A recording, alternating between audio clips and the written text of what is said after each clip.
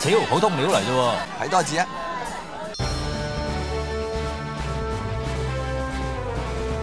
哇！咁睇法真係索到啪啪聲喎！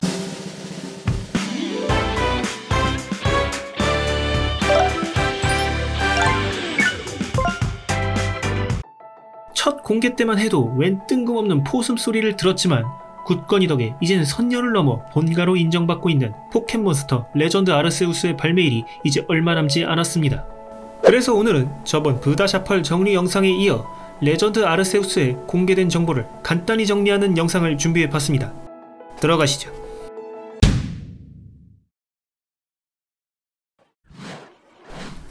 자, 브다샤펄과 마찬가지로 이름이 너무 기니 레아로 줄여 부르겠습니다. 별거 다 줄이고 지랄 발광이구만.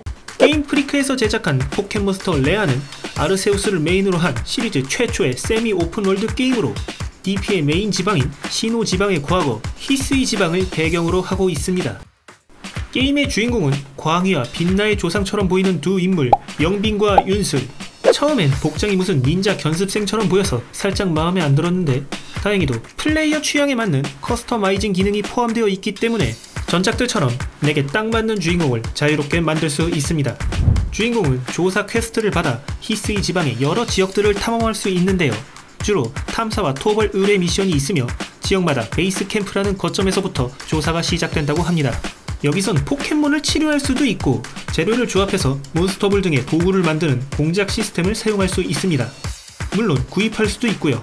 재료 모으기 귀찮을 땐 역시 돈이 최고죠. 이 드넓은 세계에선 모험 중 얻게 되는 아르세우스 폰이 든든한 길잡이 역할을 한다고 합니다.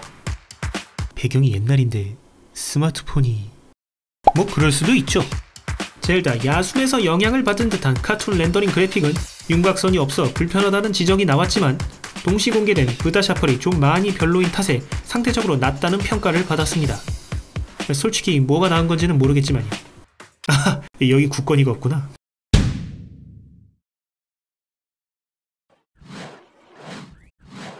오픈월드 포켓몬이라는 치트키를 쓴 레아는 일본식 건물과 서양식 건물이 혼합된 흡사 메이지 시대를 모티브로 한 듯한 시대 배경을 갖고 있습니다. 아직 사람과 포켓몬이 함께 생활하지 않았던 시대, 히스이 지방의 가장 큰 마을인 축복마을에서 주인공은 포켓몬의 생태를 조사하기 위해 결성된 은하단의 조사대 일원으로서 최초의 포켓몬 도감을 완성하기 위한 모험을 떠납니다. 은하단이라고 해서 처음엔 갤럭시단의 조상인 줄 알았는데 전혀 다른 선한 조직이라고 하네요. 조사대, 의료대, 경비대로 구성되어 있고 기존의 오박사 포지션은 라벤 박사라는 캐릭터가 맡았으며 주인공의 스타팅 포켓몬도 이 양반에게 받는다고 합니다.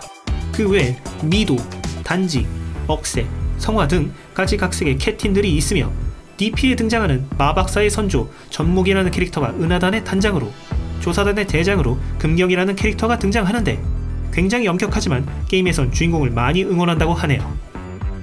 아니 아무리 봐도 악당 얼굴인데.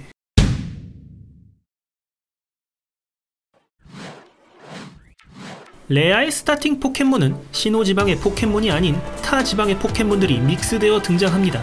성도 지방의 부케인, 알로라 지방의 나물빼미, 하나 지방의 수댕이 3마리 중에서 선택 가능하며 현재까지 진화형 모습이 나오지 않아 신규 진화형으로 나올 거라는 루머가 나돌고 있지요. 처음엔 대체 뭔 조합으로 이 셋을 선정했는지 살짝 의문이었는데 아이누 신화에서 부케이는 신의 산이라 불리는 활화산을, 나물빼미는 올빼미의 신, 수댕이는 조물주와 인간을 이어주는 전달자를 모티브로 하기 때문에 3마리 모두 신앙과 관련이 있어 선정된 것으로 보입니다. 레아에서는 지역에 따라 포켓몬의 생태계가 아주 다양합니다.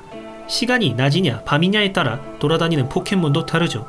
그 중에는 히스이 지방의 환경에 적응함에 따라 리전폼된 포켓몬도 있습니다. 현재까지 공개된 리전폼 포켓몬으로는 바위 타입이 추가되어 흡사 혜태가 연상되는 모습으로 바뀐 가디, 겨울 생태계에 맞게 새하얘진 워글, 원한 에너지 탓에 털이 길어진 조로아와 조로아크 등이 있으며 2세대 포켓몬 노라키가 히스이 지방의 추위에 맞춰 진화한 신비로, 강을 올라가다 죽은 동료들의 원혼의 빙의에 진화한 데스 연어, 스라크가 히스이 지방의 특수한 광석을 통해 진화한 사마자르 등 이번 작품에서 최초로 등장하는 포켓몬들도 있습니다. 이 포켓몬들은 육지뿐 아니라 바다 그리고 하늘까지 주인공의 훌륭한 이동 수단이 되기도 합니다. 이런 게 진짜 오픈월드죠. 환상의 포켓몬으로는 당연히 아르세우스가 등장하는데 자세히 공개된 정보는 없지만 타이틀을 장식하는 메인 포켓몬인 만큼 스토리 내에서 큰 비중을 차지할 것으로 추측됩니다. 무슨 재주로 이런 스마트폰을 만들었는지 궁금하지만 당연히 그런 건 안 나오겠죠.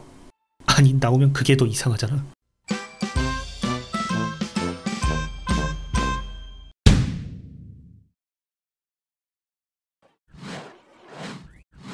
포켓몬의 꽃이라 할 수 있는 배틀. 레아는 전작과는 아주 확연한 차이점을 가지고 있습니다. 포켓몬을 포획하기 위해선 먼저 그 포켓몬의 특징을 관찰해야 하는데요.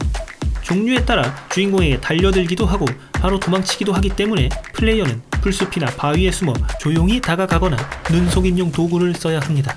좀 성질이 사나워 보이는 포켓몬은 배틀을 통해 참교육을 시켜준 뒤에 잡을 수 있는데, 기존 시리즈처럼 포켓몬과 접촉한다고 해서 배틀 화면으로 가는 시스템이 아닙니다. 배틀 화면으로 넘어가기 위해서는 포켓몬이 담긴 몬스터볼을 던져야 하는데, 이때 주의할 점은 기존 포켓몬 게임과 달리 포켓몬들이 플레이어를 공격할 수 있다는 점입니다. 아무런 대책도 없이 다가가면 포켓몬에게 당해 골로 갈 수 있다는 뜻이죠. 특수한 포켓몬의 경우엔 배틀로 넘어가기 위해선 공격을 회피하고 특정한 조건을 만족시켜야 넘어갈 수 있는 경우도 있는 것 같습니다. 조금 어색하긴 한데 이렇게 기존의 틀을 크게 벗어난 새로운 시도는 아주 마음에 들어요. 레아만의 가장 큰 특징은 바로 강공과 속공 시스템인데요. 스킬명 우측을 보시면 L과 R 버튼의 아이콘이 있는데, 파워는 약하지만 연속 행동이 가능한 속공, 사용 후에는 행동 순서가 늦어지지만 일격에 강한 데미지를 입힐 수 있는 강공, 상황에 따라 플레이어가 결정해 사용할 수 있습니다. 즉, 한 턴마다 한 번씩 행동했던 기존의 턴제 시스템이 아닌 포켓몬의 스피드나 사용한 기술에 따라 배틀의 행동 순서나 횟수가 정해지는 방식이죠. 배틀을 더 유리하게 진행할 수 있는 전략적인 선택지가 더 많이 늘어난 겁니다. 아주 칭찬할 만한 요소죠. 아이, 그러니까 이제 그놈의 두 번 치기 좀 어떻게 안 될까?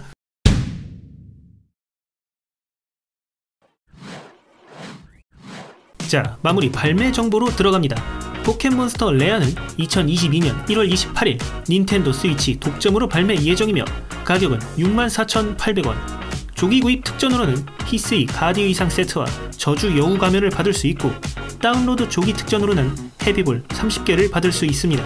포켓몬스터 소드 앤 실드의 저장 데이터를 가지고 있다면 환상의 포켓몬 쉐이미를 동료로 만들 수 있는 조사 임무에 도전할 수 있고 의상까지 받을 수 있죠. 마찬가지로 레츠고 피카츄 EV의 저장 데이터를 가지고 있다면 특전으로 피카츄와 EV 가면을 받을 수 있습니다.